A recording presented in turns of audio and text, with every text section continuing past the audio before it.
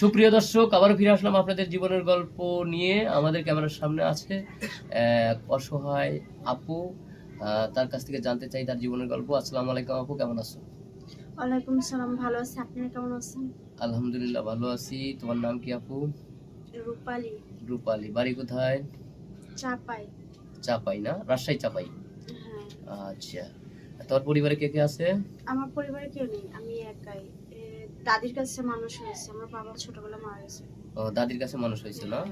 তোমার বাবা মা ছোটবেলায় মানুষ মারা গেছে। আহ, আচ্ছা, এখন আমাদের ক্যামেরার সামনে আসার মূল কারণ কি? সাহায্য সহায়তার জন্য, না কোনো ভালো মানুষের সন্ধান, বিয়ে শাদী করবে এরকম কিছু?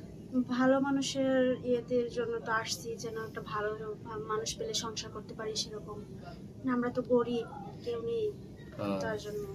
তো তোমার গ্রামে কোনো ভালো ছেলে নাই? এই এলাকার মেম্বার চেয়ারম্যান দেখে শুনে বিয়ে শাদীর ব্যাপারে কোনো কথাবার্তা হয়নি কখনো? না, এরকম কেউ নেই। গার্জেন থাকলে সে না হইব, গার্জেন নাই দেখি তো এরকম আজকে আপনাদের এর ভিতরে আসছি। আসার মূলত হচ্ছে গিয়ে যে আমি যেন ভালো একটা হাজবেন্ড পাই বা সংসার করতে পারি সারা জীবন। ওরকম একটা হাজবেন্ড পেলে ভালো হতো। সবাই, সব মেয়েই চায় যে একজন ভালো স্বামী সংসার করুক, ঠিক আছে। আবার সব ছেলেই চায় একজন ভালো বউ পায়। তো গ্রামে তো মনে করুন তোমাদের ওখানে কি যৌতুক প্রথা বেশি চলে নাকি? হ্যাঁ, এরকমটাই চলে। যৌতুক ছাড়া বিয়ে শাদী হয় না? না। দেখতে শুনতে খুব সুন্দর। তোমার মতো মেয়েকে যৌতুক ছাড়া যে কোনো ছেলে বিয়ে করবে, ঠিক আছে। আমি বিয়ে না করলে আমি প্রস্তাব দিতাম, কিন্তু যেহেতু আমার বউ আছে এখন তো সম্ভব না, এত সুন্দর একটা মেয়ে। তো যাই হোক, দর্শক বিন্দু আছে, দেখি কোনো ব্যক্তি তোমার জন্য মানে পাওয়া যায় কিনা। আমরা ভিডিওটা পাবলিক করবো, তো তোমাকে অনেকেই চাইবে, তো তোমার পার্সোনাল ফোন নাম্বার দাও। আমি ফোন ইউজ করি না, ফোন খাইতেই পারি না, ফোন কোথেকে কিনবো? তাই নাকি? মানে ফোন মানে ফোন কেনার টাকা নাই? না। আহ, এখন কি এই সমস্ত কথা কেউ বিশ্বাস করে? আহ, একটা ফকিরেরই তো একটা ফোন আছে। থাকে ঠিক আছে, কিন্তু আমি তো কোনো কাজ টাজ করতে পারি না, দাদির কাছে মানুষ হয়েছি, তাহলে আমি ফোন কিনবো কি দিয়ে? ফকিরের ঘরে ফোন থাকা স্বাভাবিক, কারণ ফকিরই তো ভালোটা ইনকাম করে, তুমি তার ভিক্ষা করতে পারবে না নাকি? সরি, কিছু মনে করো না, তোমার সাথে মজা করলাম, কারণ তুমি হয়তো একজন অসহায় মানুষ। কষ্ট নিও না, হ্যাঁ। আমরা চেষ্টা করবো, ঠিক আছে।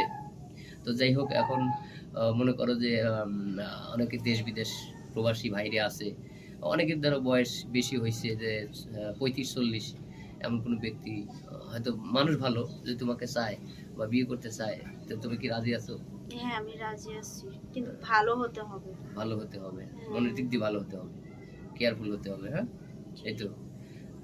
তাছাড়াও তোমার একটা স্বপ্ন আছে না, যে তুমি এত সুন্দর একটা মেয়ে, একটা স্মার্ট ছেলে তোমার প্রয়োজন নাই? যে আমি সুন্দর মানুষ, আমি একটা স্মার্ট ছেলে চাই, একটু লম্বা চড়া চাই, সুন্দর চাই, এরকম কিছু ডিমান্ড না আছে? না না না, স্মার্ট ছেলেদের প্রতি মানে ওইসব ছেলেরা কখনো বউদের মন বোঝে না, বাট কথা হচ্ছে যে ছেলেরা রূপ দিয়ে কখনো কিছু হয় না। আচ্ছা, আমি চাচ্ছি যে আমার হাজবেন্ড হবে, সে যেমনই থাকুক, শুধু আমাকে কেয়ারফুল করবে, মানে আমাকে কেয়ার করবে, লাভ করবে, এটাই। ভালোভাবে যেন আমি মৃত্যুর আগ পর্যন্ত সংসার করতে পারি। Thank you. আর স্মার্ট ছেলেরা তো ওরা তো মানুষকে ঠকায়, মানে মেয়েদের জীবন নিয়ে খেলা করে।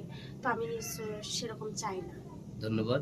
আমরা আর স্কিপ বাড়াবো না। সুপ্রিয় দর্শক, মেয়েটার জীবনের গল্প শুনলেন, সে একজন ভালো মনের মানুষ চায়। আমাদের স্ক্রিনে আমাদের নম্বর দেওয়া থাকবে, মেয়ের কোনো পার্সোনাল ফোন নাম্বার নাই, কেউ অযথা ভিডিও কল দিবেন না, সরাসরি কল করবেন। আর ভালো থাকবেন, সুস্থ থাকবেন, আল্লাহ হাফেজ।